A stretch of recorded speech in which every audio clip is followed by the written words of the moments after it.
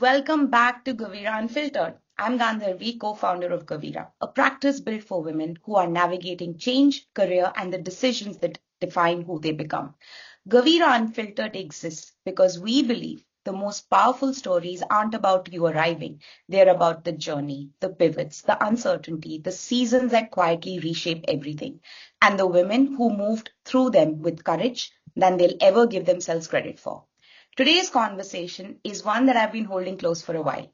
Our guest has given us something rare, a gift of radical honesty. And I know by the end of this episode, you will also feel it. There are women who fit the world as it is, and then there are women who quietly, persistently remake it. Our guest today holds almost 25 years of experience leading HR across some of the most complex organizations and geographies in the world, be it APAC, UK, SEA, ANZ. She is currently VP of HR for APAC and Global Head of Learning and Organizational Development at a New York-based insights and tech company. She has delivered over $2 million in EBITDA impact, scaled operations across continents, and sat at global C-suite tables, making decisions that shape entire organizations. But none of that is what makes her story extraordinary. Neha Gupta is on a journey to become a CEO. She is an ally to women, a handloom revivalist who runs her own vlog dedicated to preserving one of India's most beautiful textile traditions. She's a solo traveler, a learner, a poet for life. She is also a vitiligo survivor, a woman on the autism spectrum, and someone who has spent decades navigating corporate corridors, boardrooms, and global teams while quietly carrying things that most people in those rooms never knew about. Her work is built on one fierce belief that workplaces can be happy, human, and free of toxicity without compromising on growth. And she has proved it. Her organization grew by almost 40% in revenue and profits last year, while simultaneously improving its people and culture metrics. Because for Neha, those two things have never been in conflict.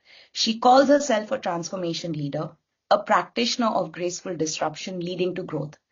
But today, she is here to talk about the disruption that wasn't always graceful, the seasons that broke her open, the courage it took to ask for help, and the long, tender road to finally feeling comfortable in her own skin. She is a poet, a revivalist, a global leader, and a woman who has chosen again and again to show up at her fullest, truest self, even when the world wasn't ready for her. So welcome to Gavira Unfiltered, Neha. We are so excited you're here. Thank you, Gandharvi. It is not often that as women you hear you being described and the way you've described me. So that's a good feeling. That's a great start to a Monday. And so excited about what really Gavira is doing, how it's bringing women's stories forward. So I am just so grateful, so happy to be here and just to, be in this conversation with you. I don't think I've done a conversation like this in the past and we'll see how it goes. But yeah, it feels amazing to be here. Thank you so much. We are really excited. So let's get into it. So, Neha, the world sees a VP of HR, a global leader, a C-suite voice across 4 continents. But let's strip all that away. Who is Neha underneath the titles, the achievements, the armor that she's had to build to get here? Oh, that's a beautiful question. I want to say Neha is a humanist. Neha is someone who truly believes in the fact that we have a lot of boundaries in the world, a lot of things that we are preconditioned with from the day we are born. And it doesn't need to be like this, that half of the problems of the world exist that we are not taught to be humanist. So that's my first identity that I associate with. Probably the second thing is I am a learner. I love to experience the world and learn about things around me and how this entire world really runs. So that's something that's completely inbuilt. I'm someone who truly believes that women don't get their due in this world, that if you look at anywhere that life exists beyond human beings with any species, women have fundamental role to play. And again, I'm not going to associate it with motherhood. I'm going to associate it with the energy that women have. And and my job, again, being a woman, is to work for that, for humanity. That how do you make sure that women have their due, their place, and they can do what they were born to do in this world, which is just make it more beautiful, livable, make themselves happy more than that. So those are a few beliefs that I stand by. And yeah, I mean, just I would have, if you had asked me this question probably 5 years back or 10 years back, I would have added other identities to it to say, oh, I'm a mother and I'm a daughter and I'm a wife and all those things. That's great, that exists, and I'm very grateful for it. But if you just strip it down to bare minimum or basics, I would say a humanist, a feminist, and somebody who's a constant learner who would love to learn. Well, I've known you since a very long time, and I Mm. so agree, right? We've Yeah, had, I think, almost a decade more of a friendship, absolutely. 2013, right? So I Yeah, think you're right. When you say being a feminist, being a learner, those resonate with me. And I think that's what also got us connected, other than the job that correct. we worked in together.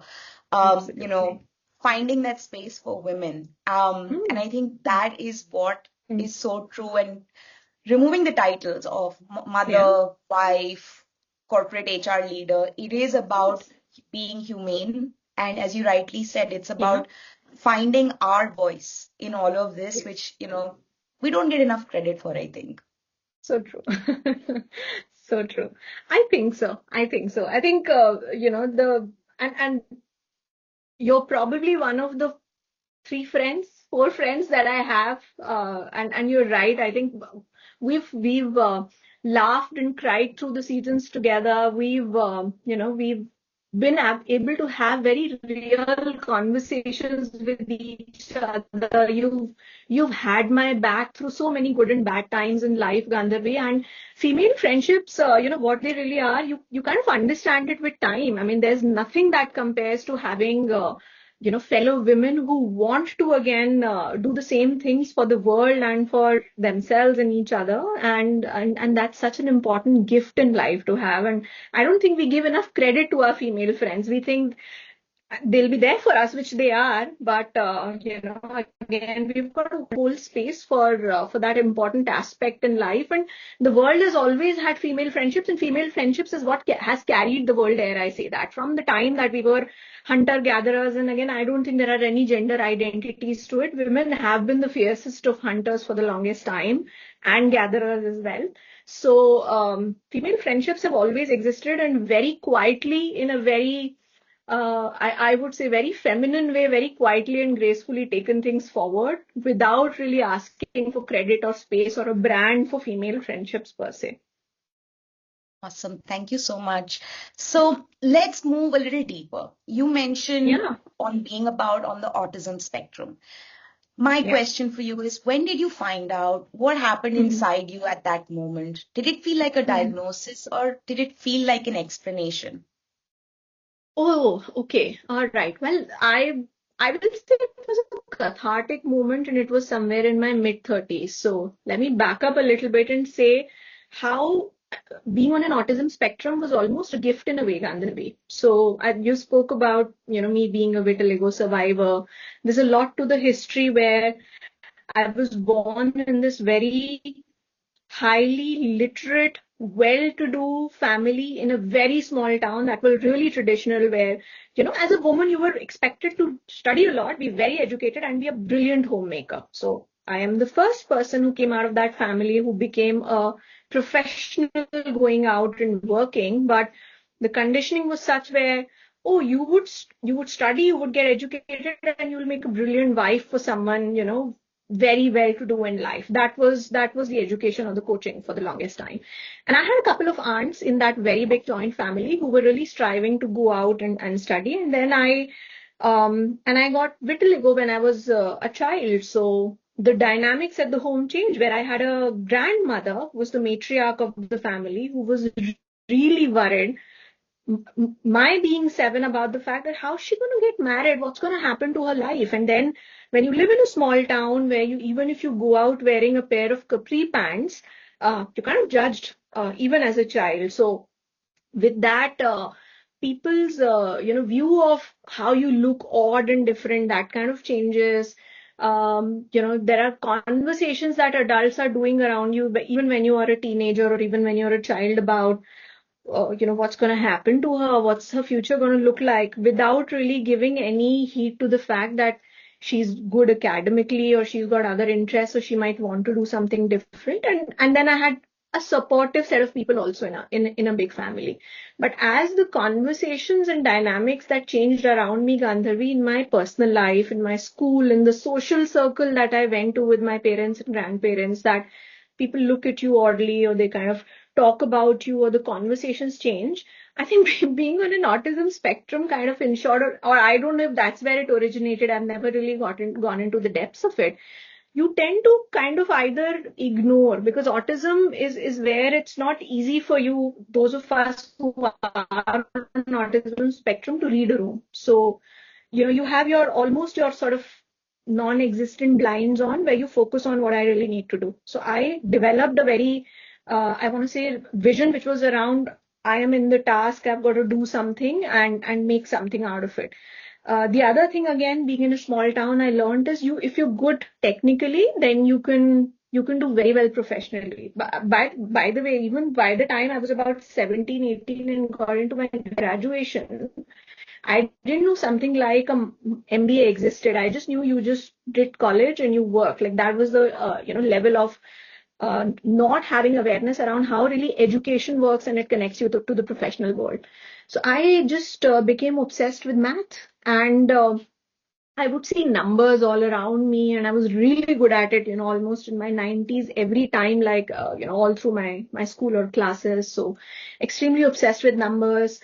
Can't understand sarcasm all that well. So if somebody would say something, that was my reality, that was my truth. So um, autism, of course, is much more nuanced, and you get into the details of things. When it messes with your head, or when you're not happy about something, it also translates into emotional outbursts of a very different kind, which is why I'm branded as the person in the family who's, she's nice until she isn't. So that's that's the brand that I live with. That, oh, she's so unpredictable, because she'd be very, very calm and not react at things, and then suddenly you'd see this person come out. So I lived with that identity for the longest time, saying, oh, she's weird because she's super intelligent.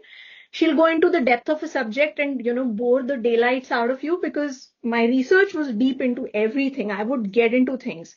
And then I would just be obsessed with numbers everywhere. I would see numbers on cards when you're on a road trip and try and remember what they are and make comparisons. I would see numbers on a spreadsheet and they would make sense to me. I would not remember names. I would remember people's emotions but not really remember names, but numbers associated to them. I would not be I would not very easily look at what really is happening around me. So I couldn't navigate politics well. And that was such a dichotomy, that you're in HR and you don't understand that how really the politics of an organization works, and still you're successful. So how did the diagnosis happen? I think early 30s or late 20s, I had been, married only for a little while, been through, of course, my share of relationships and other things by the time I got married, and was trying to navigate what making new relationships looks like. Some of my own relationships with my family were disrupted because, I married, on my own in a setup where you generally don't marry out of your, caste and religion and other things. So those were getting disrupted. At workplace, I was, this was long before we met, Gandharvi. So I was working at a workplace where I had a, horrible boss and a team that had all come together from one organization. So it was a clique, and they would treat me in a certain way. They would be all weird with me, and I wouldn't understand what's happening around me. I'm trying to do everything, and my performance is not up to the mark, or like that's the feedback that I'm getting. So I think I was so bewildered that my identity was, because that was the noise in my head saying I'm not a good professional. I'm not a good daughter-in-law. I'm not a good daughter, because all my relationships are messed up. What really is happening? And I went and sought help on my mental health because that was the first thing that was getting impacted. It started with let me try and be a better person. Like what am I? I'm a failure. It didn't start with I am being failed. It started by I'm a failure, and that because I went to a good professional and got counseling and help is when I got diagnosed to be on an autism spectrum, and it was iterative. It took a few sessions and few conversations and other bits to get there. But Gandharvi, when it happened, it didn't feel like a disruption or heartbreak. If anything, it gave me such validation. It was just a sense of peace. It was like suddenly you feel that the pieces of the world are all put in place. A lot of things kind of made sense. A lot of things which was about it was a moment like now I know why things are the way they are. And of course, did it bring with it a sense of a little bit of anger also for, let's say, the people around me to say, you've always looked at the fact that I'm a little different. Uh, if you love me or if you don't care, if you care for me, then why didn't you think about taking me to a professional or really guiding me there and saying, hey, let's try and figure out what's different? You kept giving me all these brands and names. So I was not very kind on other human beings around me, at least in my mind. I judged them for quite a while before I understood that, mental health is not that well understood in our country in the first place. But I want to say, yeah, it felt like validation. And if anything, now I have this armor. Now I know myself a little bit. And from that moment on, it became so much more easier to go through the journey and accept the pieces of me that I was ashamed of. Let's just say that. Well, I think, every journey is so unique and beautiful in itself. Yeah. What I always love to find out about is those aha moments. And this for me feels like your aha moment where, you figured it out and everything kind of then falls into place. It's Yeah. not like, okay, I went and got help and so that's what came out of it, but it Mm. kind of explains so many things of the Mm. past, of how you're looked at, what you're being told, how you're being told. And I think that's the first step. I feel, when women get that Mm. clarity, it Yeah. makes so much more sense. Everything makes so much more sense. So, Correct. for you, I think Yeah. it's been a long journey of trying to figure it out. And I'm so happy that you figured it out with the help and everything. But also brings me back to the question, society doesn't expect these things to exist for women, for us. And so, when it happens, we normally go back to family and say, why did you not think about it? And I'm hoping you've given your family a little bit of that break Mm. now, to kind of also Yes. understand that they may not have known any better than you. Absolutely. Absolutely. And again, I would say it's been a journey. So, I am not perfect. And that's the reason I touched upon the fact that my first instinct was, despite getting help myself, is to say, why didn't you help me? So it was a journey to actually also um, almost not forgive them, but understand them and say, if I didn't know any better, how can I expect them to do that, right? And it's so easy, especially with your parents or let's say with the elder siblings, uncles, aunts in your family to kind of brand them and say, you were supposed to help me. But some of that reality about the fact that people are doing the best with what they know is something that happens with time, happens with age. At least it did in my case. Becoming a parent also helped me understand I'm not a perfect mother all the times, and that gave me that forgiveness for uh, understanding, for acceptance for myself as well as others around me. So yeah, it's not an easy path, and just because you've been, let's say, you've had a correct diagnosis, doesn't mean you're going to become a perfect person from the next day. You're still going to mess up, and probably that's okay. That's what life is all about. And as far as society is concerned, Gandhavi, you're right. I think it's the society around us is what it can be. It has both good and bad things, but I think one thing that resonates with both you and me is, then what do you do about it? Do you just sit and worry about the fact that the society is the way it is, or do you actively do what you can to shape it in your own little way or big way? So that's certainly something that resonates with my mission as it does with yours is to say, reshape what you can around you. So that's it. Absolutely. Absolutely. So let's go a little bit more into your workspace. So you've built a life across APAC, UK, SEA, and ANZ, multiple countries, multiple cultures, multiple versions of yourself adapting to it. And we know Yeah, every geographical region comes with its own challenges. What correct. has the constant movement and reinvention cost you personally, and what has it given Mhm. you that a smaller life never could? Oh, yeah. Um, I think working with these different geographies and probably what really has helped to do that, let me just briefly touch upon that, is a lot of travel. And the travel bug was given to me with my own by my own parents, who would, with whatever little that was available, would take us on all these trips throughout our childhood. And it was, sometimes those trips were lavish, and other times they were completely stripped down to bare minimum things. So they were nomads at heart. So that travel opened up my worldview and gave me not just the confidence but also interest to work with other cultures, and helped me realize that again, human beings are the same everywhere. There are different versions of us that exist depending on what our belief systems are.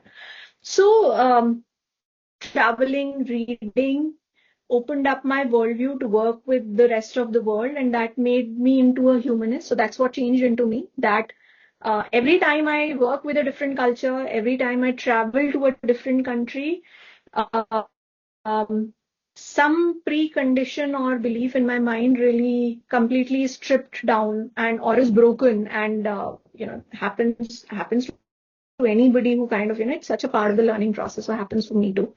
What it's taken away from me working with different cultures, um, I think a lot of the relationships of the past where, let's say, people have not grown in the way that I have grown meeting these different cultures and working with them and so on and so forth. Those relationships have not blossomed the way they should have, because our, belief systems have been divergent, and I've had to very gratefully let go of them, especially within the family, childhood friends and other things. So those relationships is one thing I would say. There are always these alternate lives we all live, and in complete moments of frustrations and helplessness. I mean, again, I don't know how many people do that. I do go through those phases of what if my life would have been, and I do think that what if ignorance is bliss? What if I didn't know all these things and I would have just been very comfortable, holed up in a little space of mine, and life would have been great. So maybe there is that version of me that I miss for a little while before I shake myself out of it very quickly too, because it's easy to imagine, just good things and not really see what else it would have brought in. I'm far too independent to have been dependent on anybody mentally, emotionally, more than anything else, to shape my worldview. I'm sure I would have disrupted it, and whatever version that exists, I'm sure I'm disrupting it and creating issues there for other people. What it's given me is, as I said, it's given me such an amazing worldview. It's given me so much insight into humanity. It helps me shape my conversations with my own coaches or mentees, with interventions that I do. It helps me open the worldview of my own family. I got married into a very traditional family, well-meaning people, but the women in my family also grew up with very traditional views and preconditioned notions and all. Whether it was different sort of, mother-in-law, aunts in the family, and other people. And over the past 20 years of being together with my partner, I just see those women becoming feminists themselves. There have been little moments of introducing moments of, hey, that's just because you've grown up thinking women have to sacrifice for men, or just because you've grown up with a worldview of you don't think about yourself before you think about others. It's selfishness. It's helped me break down those little notions and just create a lot more champions in women, let's just say that. I think that sounds, similar to something I've experienced. And I think that's just traveling, working with different cultures changes a view of even how people see you here versus how they see you there. Correct. And the fact that I think, you've been able to use aspects of this and also build those champions for women is like a huge gain because, again, in Mm. India, some of these things are tabooed. They're Totally. not looked at, as openly. And I think your family kind of has taken that up with you and they've also become champions in their own way, given that they've also Mm. seen life in a different way. And I think living and managing internationally gives you a lot of resilience also because Absolutely. it's not as easy as one expects it to be out there. Everyone's like, I want to go Correct. abroad and work. And I'm like, everyone who asks me, I'm like, you need to be prepared for a lot more. It looks very pretty outside from here, Yeah. but there are many challenges you go through. And I think you've had the opportunity to also kind of work through that and also figure, I guess, a little bit more Yeah. about yourself in this entire journey. Correct, correct. You're so right. I think you and I both know what it is like to go out of your country, build a life by yourself and work abroad. It could be little things like figuring out the rules and regulations, you know, signing your first contract to find a house on rent, realizing we've had those conversations so many times in our lives, and you're sitting in an apartment all helpless, some days just crying, just letting it all out, saying what have I done, how I'm going to cope with it, and then you gather yourself together and go on the journey again. Um, there are things that are so liberating and it takes time, especially if you've been a Delhi girl for the longest time, to cope with it. Like you're out at 1 in the night and and you're like, am I doing the right thing? There's the element of safety, but there's also, at least in my case, it was a bit of an education thing also, that what have I been telling myself? Am I doing the right thing? Am I being sensible?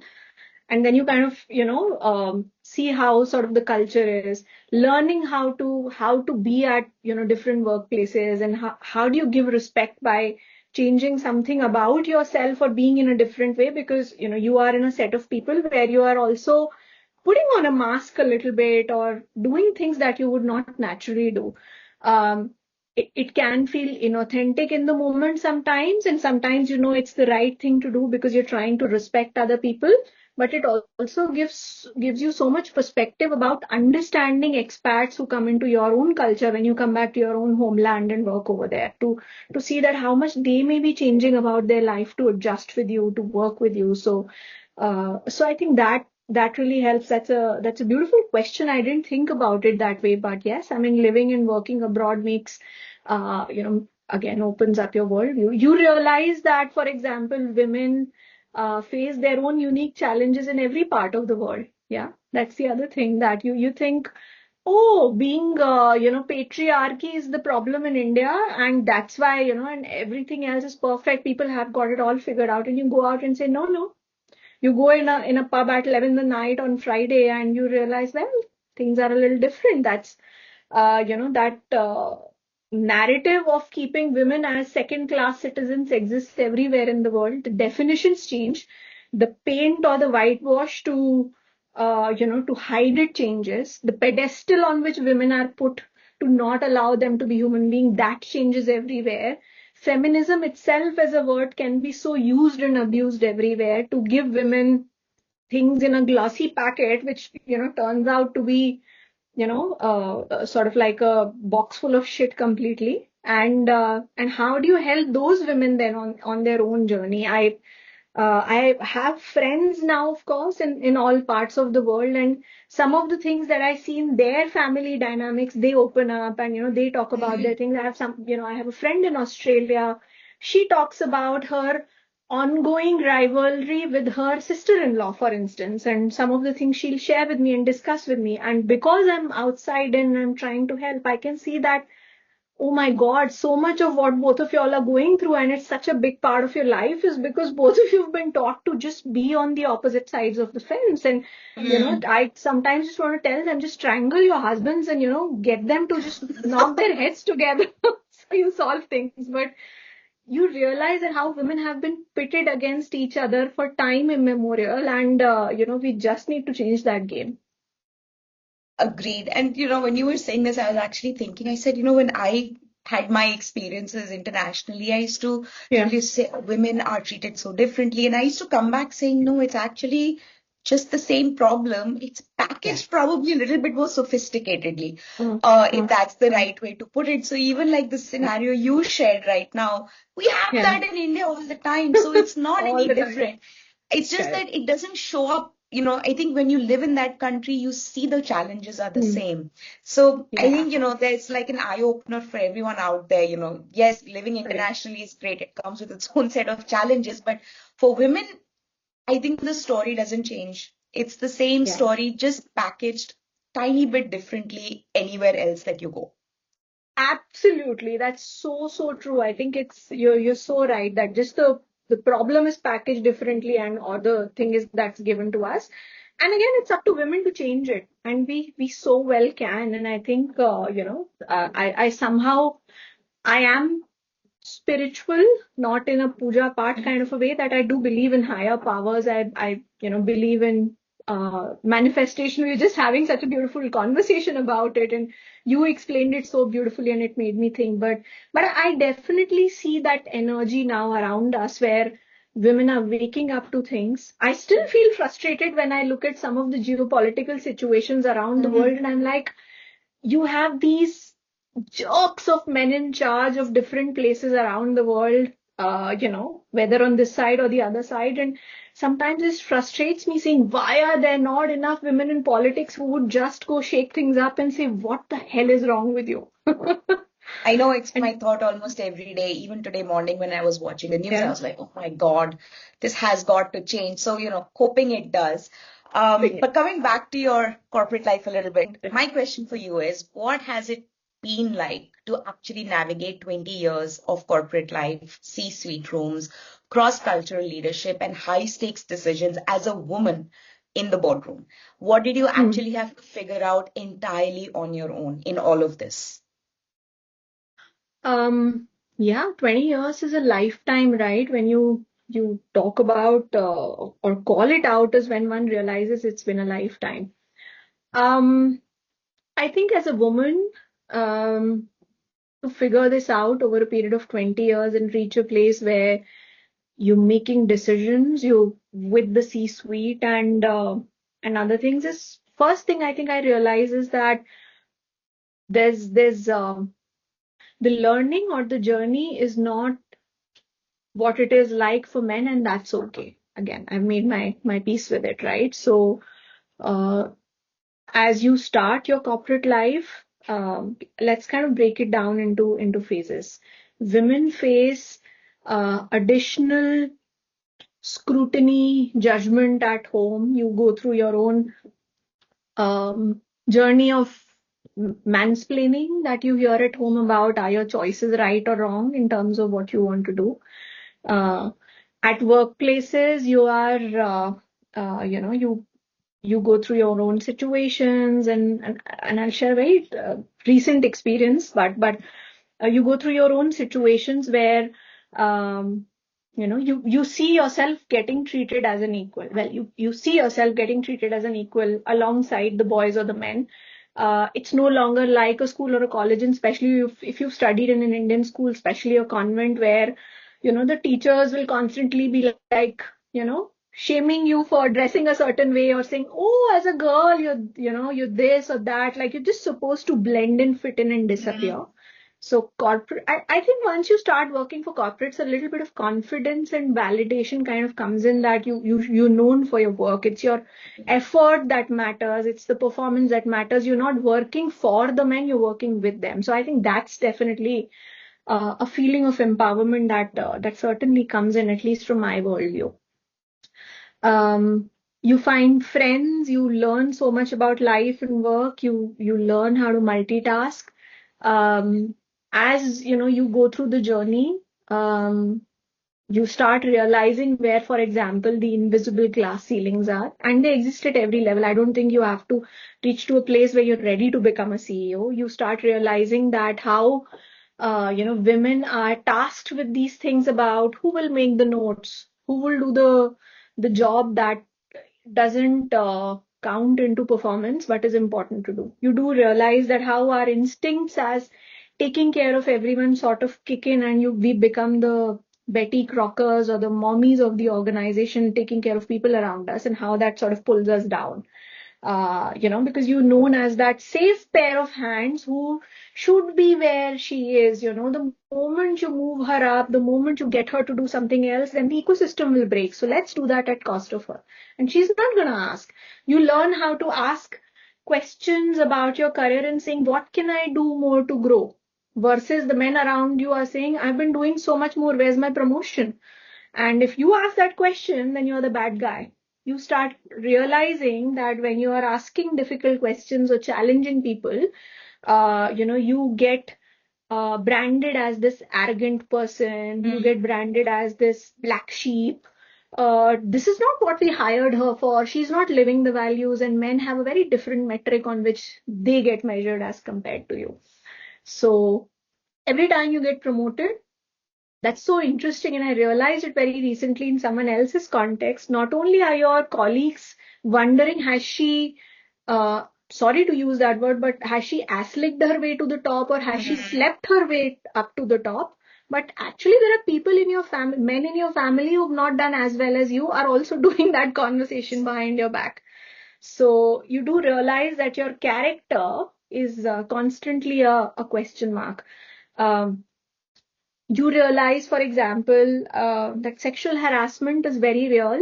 And because, again, the education in our country has lagged so much, it's all about telling women about apna dupatta theek karo, or, Correct. make sure your clothes are right. You don't even realize that you've been harassed till, you reach a certain age or stage, or have a conversation again with a female friend to realize, oh my God, I've been wronged over here.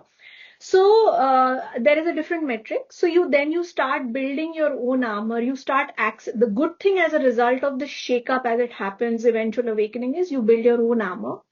You realize that you've got to accept things about you. The world will never stop striving for perfection or an image that the world will worship. You've got to be true to yourself. You start building your own career own way. You start asserting yourself in the room, and you become a champion for others. You start mentoring other women also, for them to show up in a different way. So I think authenticity also comes with it. When you few things that changed as you grow and you get into decision making roles is that now you hold the power, so you can make it easier for other women. You can bring in the sane voice in the room, which is compassionate, which, we need to proudly hold our genders and the fact that the common sense that they give us. So rather than being in the man in the room because you want to fit in with everybody else, you can choose to be a woman and give your perspective and bring a little bit of sensibility into the decisions that are being taken and make it easier for others. Or you cannot. You choose not to. So it's a choice, and I think it always works well when you choose to be the right voice in the room. So I think that's how I view it, Gandharvi. One thing I wanted to share with you, I know we were chatting on the weekend as well. I watched a movie, beautiful movie on Netflix, and maybe a little bit of a hyperbole, called Ladies First. Okay, so it's a beautiful movie where they show that how there is this, male executive who's a bit of a jerk, and he does something and he wakes up in an alternate world which has been run by women. And it's so beautiful to see that how women will run the world and how beautiful it can be. But there's a scene in the movie where this guy is in a pressure situation, and there's a woman executive. I'll not give any spoilers, and he's in a situation where he has to exchange sexual favors in return of something. The way they show him in that movie, and he's going through that situation, you feel bad for him. You're like, oh, poor guy, he has to make a choice, and he made a choice because he had to. And it immediately struck me, and I was like, you know what, Neha? If in real life a woman was in that situation, the first thing you will judge her to do is, how the hell could you make a choice of, compromising yourself or whatever? But just because it's a man, you've been conditioned to look at men with more kindly than you would look at women. And it was such a realization. So, being a feminist or understanding women is such a journey, and you're always on it, and you have steps on the way. And that was my realization this weekend. I think you've covered some very key points, and I was smiling at one point of time because I was like literally going back just a few months ago, Mm, thinking, the mansplaining, the being told, wow, you look great in a dress, but not with the intent of that. Being the only woman in the boardroom choosing to actually say or be careful of what she says. And I think, right. what you summed up is in the middle that when you made that one statement, Neha, which was women ask, can I get more work to grow? But men ask, I've already done so much, why am I not growing? And I think that narrative is so important for women, especially when you are in that boardroom, when you're having to use your voice versus saying, listen, can I get more work because I want to prove myself? Mm, Instead, change that narrative saying, I'm already there. Why am I yeah, not getting it? And I so true. think that is so important because it's one of the things I keep saying, you get what you keep doing. So if you keep doing a Right. certain amount of work and ask for more, you'll keep getting that. But you're not asking Absolutely. the right questions. I think when you said that, I was like, wow, it's exactly what I said, what Yeah. I've experienced as a woman leader in HR. Yeah. And, for women, I think that time has come. If to actually be able to navigate the corporate world, navigate the house, but also not lose themselves in it. Of course. That's what's more important. And, the mansplaining point was, I think, for me, nail in the coffin because having men explain to me my job has been, a very big part of my corporate journey. Yeah. And a lot of times I've said, do you really know what my job is before you give Yeah. me your 2 cents? So I think Exactly. if nothing, women should take this away from this conversation that, when you're in that boardroom, if you're not speaking up, it's also a choice. If you are Right. speaking up, then you are standing up for what is right. Correct. And instead of asking for, hey, can I get more work? Can we just ask Mm, for what we want? That's the growth correct. and not Yeah. an add-on to it, because then you'll Yeah. only get the add-on and not the growth. Yeah. No, absolutely true. You just hit the nail on the head that you ask for add-on, that's what you get. So what you ask for is what you get, and it's about time that women started asking for what they've deserved for far too long and have been And I denied. still have to watch the movie. So I'm going to Yeah. watch that this coming week. Totally So will do. let's dive a little bit more on the personal side. I know, there Mm. is a particular kind of courage in admitting you need help. And I think women, Yeah. in any case, never admit it. And especially for women, I think, who have spent years being the one everyone else leans on. You talked about being independent for the better half of your life. Yeah. And, for me, I would love for you to share, when did you reach that moment of wanting to, Mm. admitting that you needed help? What did it take to get there? And what Mm. happened when you finally asked? Oh, that's a question that will take a little bit of courage to answer because it took me far too long to ask for help from others, Gandharvi. I think it was I'd been on a health journey for a while and become really fit from like 95 kgs to about 52, and all my diseases were gone and everything, and I was in this beautiful space. I had just changed jobs and I was in this beautiful role where I was doing really well for myself. I'd just been through a couple of very turbulent conversations in personal life where I'd shut down a couple of, uh, you know, relative relationships, I want to say, with relatives and stuff, which were turning really toxic. And I'd done it that beautifully. So, and everything was fine with family. My partner had taken a decision which put him in a great space mentally after being through a lot, and everything was almost like falling into place, right? And I could see all aspects of life are great. And I started feeling, despite all of those things, I went through some massive medical complications. There was a bit of a health scare, some tests and all that went through, 3 surgeries that happened back to back and stuff, which was all fine. But with one aspect of life going really well, the other aspect of life, health and other things, we were kind of trying to figure out. As I said, close to a couple of really toxic relationships and other bits, and didn't take any kind of like therapist or mental help around it, or didn't speak about it at home because, as you said, you carry everything. You don't speak about what's going on with you, you don't burden other people with that to say, everything's fine, everything's beautiful. And I didn't realize that I was spiraling down in a moment where I cut contact with everyone because I felt like I had nothing to offer them. I was so empty inside. I'd stopped speaking to my family beyond transactions. That what does my son need? What does my partner need? What does my mom's need, etc. I'd stopped catching up with friends. I would go to work, show up as this beautiful executive, beautiful in the sense with my work and the way I am, and I would just come back and just sit in an empty room.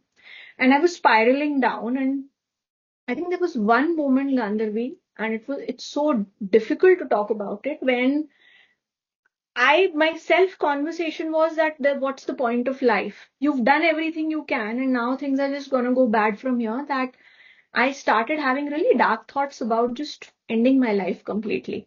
And I'm sitting in a room and I'm thinking about the house as a fourth floor, saying, what if I go and jump from there? It was a massive trigger for me. And this is someone who's extremely spiritual and does journal, like all the right things the world tells you, journals and what have you. And that's when I had to go. And I reached out to my partner who was in a different room altogether, and I said, you know what? I think I need help. And it took everything in me, despite the fact that, I just had a moment where I was so ready to do what, I shouldn't be doing in no case. I just reach out to my partner and say, I really think I need help. And I'm feeling guilty as I'm talking to him because he's going through his own transition. The conversation was really, he made it easy and other things. And we went to a psychiatrist, and then, we got some diagnosis done, which were proper medical diagnosis. And it was so simple in many ways. It was just, a lot of perimenopause hormones kicking in. It was the fact that I didn't get help for a lot of big things I had accomplished, whether it was positive things like, oh, you've become this different person now, in 9 months of time, or you've closed on some very toxic but very long relationships in your life, a couple of uncles or aunts or whatever who've been really close. And you didn't talk about it to anybody. Let's say you didn't want to burden the family, you didn't talk to a therapist. So it was a severe anxiety, it was a severe depression, and I had to take medication. I had to come out of it.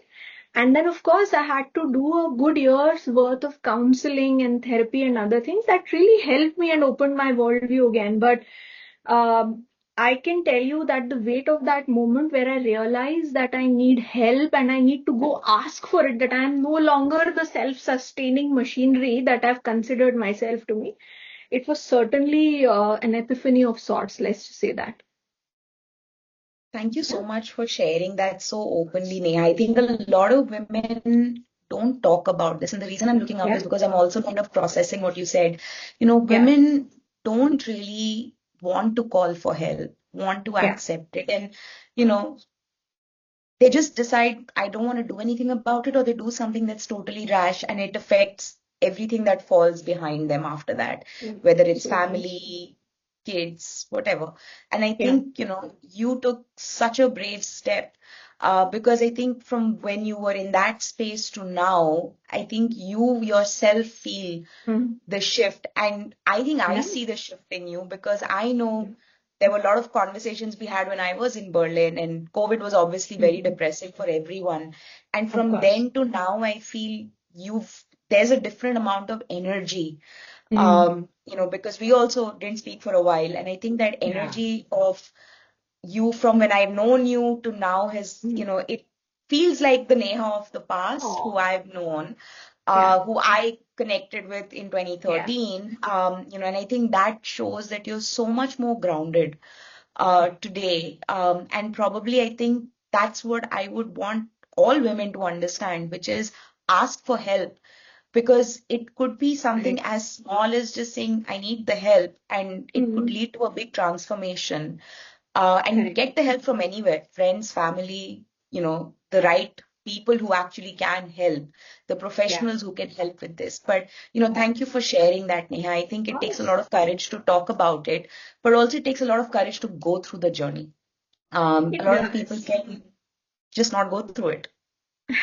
True that. True that. And as I said, I have a lot of understanding and humility to now accept that it's not easy to go through the journey, and not everybody's journeys are similar. Journeys are not linear. They have a lot of interesting moments, let's just say that, built into it.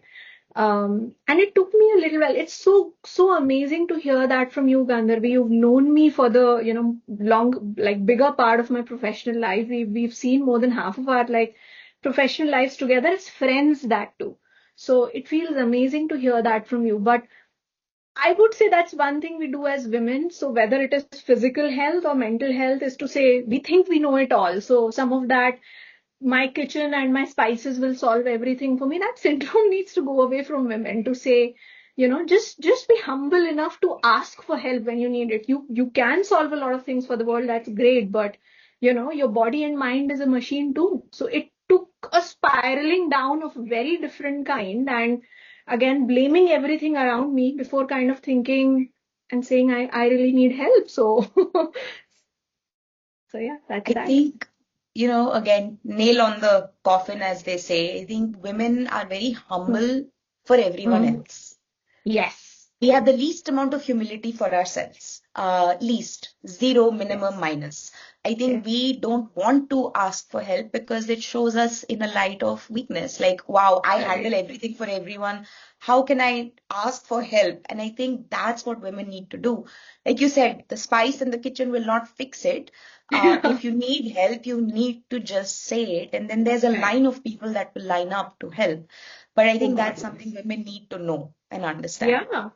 And give credit to, like, build that ecosystem around you and then give them credit. I think we do disservice to our own people. Like, I think about my friends, I think about my family, and I'm like, what made you think that you could just not reach out to, like, call a friend, speak to your partner or speak to anybody that's close to you? We do a disservice to them when we think we can't reach out to them for help. So that's been my learning to say, don't put yourself on a pedestal saying, I'm going to help everybody, but I'm going to manage this myself. Then that means you're not respecting people enough around you. Or yourself. I'll Or I'll even yourself, say we yeah. don't even respect ourselves enough sometimes. So no, I Sometimes, yeah. think your journey has been amazing, and I really wish it continues like that. I do have a slightly different question now, which is, what's the boldest decision you've ever made in your life? One that had nothing to do with the business case and everything to do with what you needed to become.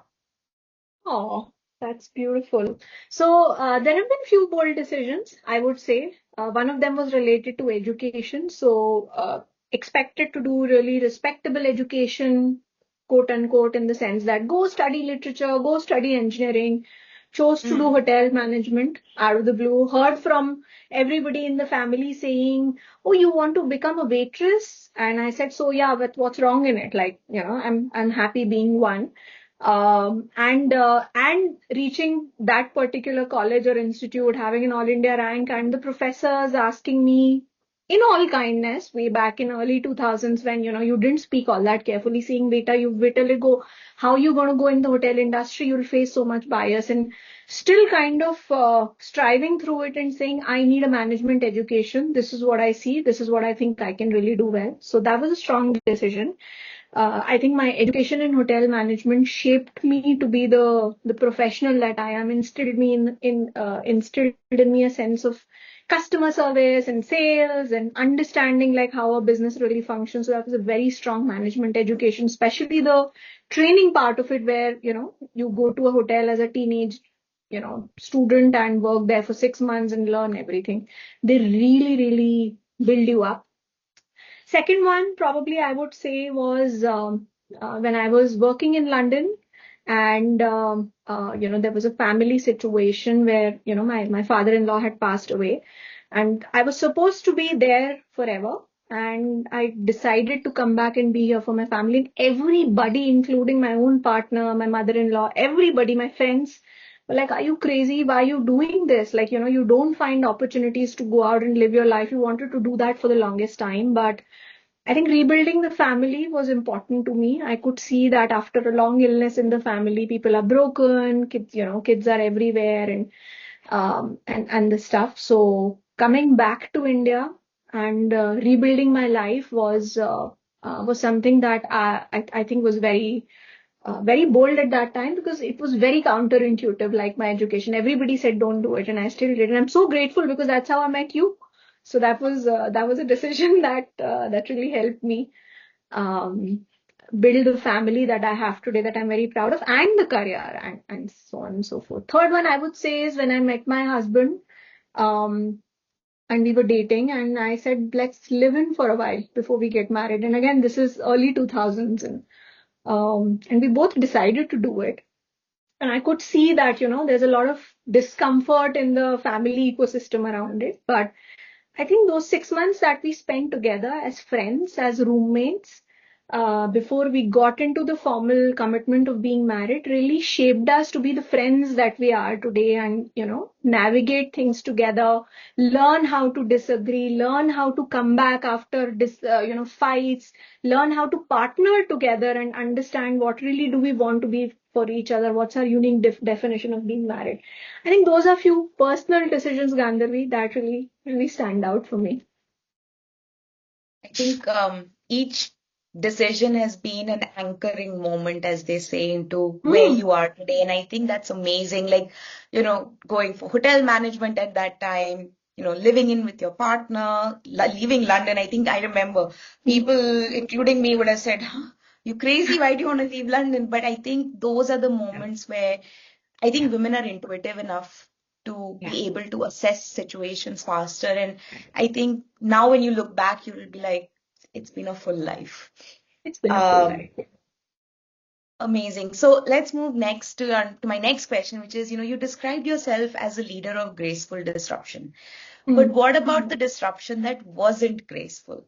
So, the seasons where things fell apart, where you fell apart, and I know we've covered some of it. Hmm. What did those moments look like, and how did you find your way back? Sure. Let me um, let me answer this question in a way that how do I define graceful disruption? What does that really mean? So, in my books, graceful disruption is not about how disruption looks. It is about how you handle disruption. And graceful disruption, what it is not about is it's not being poised through seasons of disruption. It's not being about that person who's evolved in life and done the whole thing, and be zen like and say everything's gonna be fine. Things are happening around me, moving around me, and I know everything. Like I've achieved everything, and um, this will pass. That doesn't happen, and that's a very inauthentic way to be in disruption. If anything, you're kind of shutting yourself from things around you. I think graceful disruption is about remaining human, compassionate, and without ego in the moments of disruption. Graceful disruption is about letting go or shedding off everything that you think you know and leaning in into the moment of disruption. So with it, disruption always brings with it unexpected human emotions. It brings with it problems that you haven't encountered before, or you don't know how to solve it. So I think graceful disruption means that, lessons that I've learned in life is, are you kind and compassionate to yourself and others through those moments, right? Some examples that I can think of, let's say in professional life, could be a major round of restructuring. You're letting 100 people go because it's the business need. Would you do that personally? Absolutely not. But is it required for that business? Probably yes. In personal life, again, it could look like letting go of people. It could look like getting, like, forming new ecosystem, new relationships. It could be about going through a massive journey in your life, related to your health, related to your finances, related to your career. So there will be moments of helplessness, frustration. There'll be moments of anger. There'll be on self and others. There'll be moments that you'll not show up in the most beautiful way. But how do you recover from those moments? That if you've really been, not your best version with somebody else, you've been a little brutal and unkind. Do you have the humility to go back and rebuild that relationship? Do you have the openness in your heart to understand that you may have hurt another person, for example, without repair, or it will take a little bit of time for them to come? You've caused some hurt, you've caused some pain. If you know that you have an algorithm or a programmatic way of managing a disruption and things are not going in the right way, do you have the humility and the courage and the common sense to go and ask for help? That's what graceful disruption is. And again, in the moments where you have to take decisions that relate to people, even the ones that you don't like, do you still have the kindness and compassion to shut your door, but give them the acceptance in your heart of saying they're humans, they're doing the best they can with what they know. So giving them that space, even in your mind, I think is what graceful disruption is all about. That's how I try to handle it, Gandharvi. And quite frankly, I don't think I've mastered the art of it. I'm still a student. It's just that I try and practice graceful disruption wherever I am, and that's how I define it.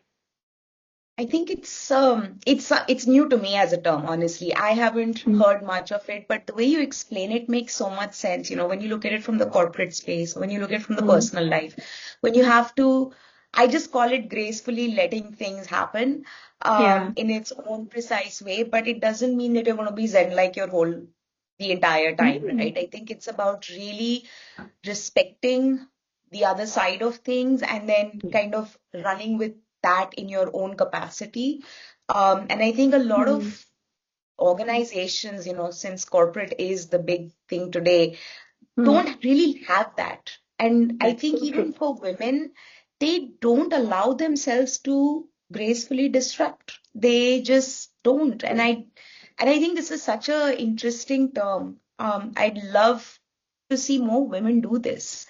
Of How do course. you gracefully disrupt things in the right way, positively, not like break everything down, but how do Yes. you become the disruptor to find the space for yourself, but do it Yeah. without blowing up everything? So do it gracefully, but Mm. finding your voice and your space as well. So it's something new that Yeah. I've learned today, at least a new terminology that I'm actually getting Yeah. accustomed to. So that sounds very interesting. No, Um, I'm just going to say something very quickly on this one. Layoffs, of course, is the whole situation of today. I know Gavira is doing some very interesting work in helping women through, anticipated or layoffs that are already there, and that's beautiful.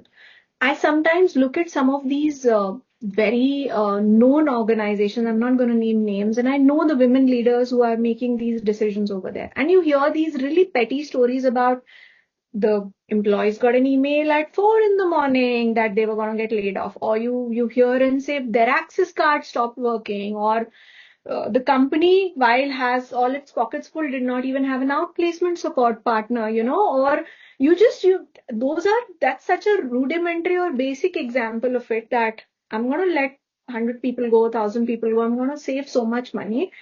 uh, why would I not invest into other things that can really help or support people, give them coaching, give them direction, or at least be a decent human being about, there is an art of letting go of people as well within the corporates. And it just breaks my heart when I see that there are women in charge and they're not using their voice to make the right things happen in a situation like this. And I wish more women did that.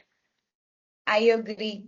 I've seen Mm. it and I still hear the stories and I feel so bad because when Yeah. you're the person on the other side Mm. having to be told, you expect that basic respect. When I see a lot of women not doing that, I'm like, the tables haven't turned, but when they turn, Yeah. would you want to be treated like that? No. And as a So true. leader, you're setting the stage and the standard. So I agree with you. I think, it's a tough Yeah. time, but Yeah. let's see. I hope more women hear this and, can become better at disrupting and more graceful about it. Absolutely. One of my last few questions for you, Neha, which is you're an ally to women in their career development, but who Mm. has been an ally to you? And for chapters where you didn't have an ally, Mm. how did you go about it? Um, without hoping that I don't sound narcissistic, I think you have to first accept yourself as an ally. I think that's extremely important on the journey, and it is a journey. So I would say that I've tried to make the voice in my head the right voice for myself, be my own cheerleader in the moments when big things happen, things that you're proud of, or be a kinder voice for myself when I mess up or I have missteps to, so that voices become kinder and more cheerful for self.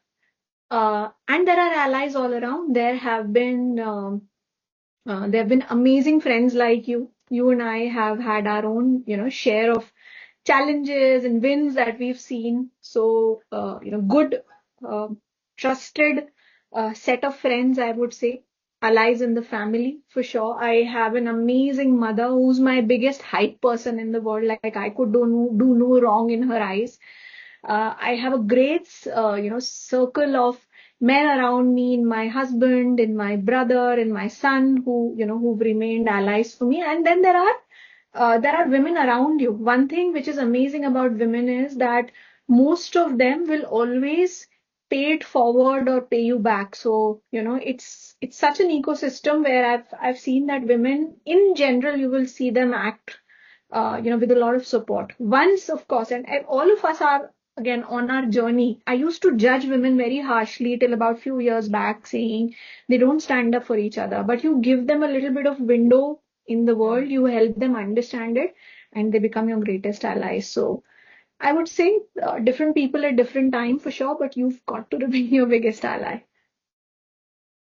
That is what I was hoping to hear, which is, Yeah. you have to be your own cheerleader Yes. sometimes, and first and foremost, because, like I said, we have the least amount of humility for ourselves. We have the least amount of arrogance for ourselves, and I think women need to be a little arrogant for themselves at Oh, least. yes. So I Absolutely. really love that, where you said be an ally for yourself, because Mhm. it's tough out there and not Yeah. everyone will understand your journey. And then you find So those true. pockets where you have allies, make women more aware about your story. And Yeah. that's how it works. And then I know women will line up because, when you Yeah. know someone's story, you can relate to it. Correct. So I think that's absolutely fair, and it's amazing to hear that. So I have one last question for you, Neha. You have navigated a global career, motherhood, a late diagnosis, I think decades of masking, the long road to, Yeah. finally feeling at home, being yourself, and you haven't just arrived at it all. You've kind of gone through that journey one step at a time. Mm. And for the woman out there who feels too different, too complicated, too much to belong, who is Yeah. still trying to waiting for permission to ask for help, what do you want her to know? What is that message you want her to carry forward from this conversation? Ooh. Um, what is the message that I want to give women? I would say just be so proud of the fact that you were born a woman. Um, and I know that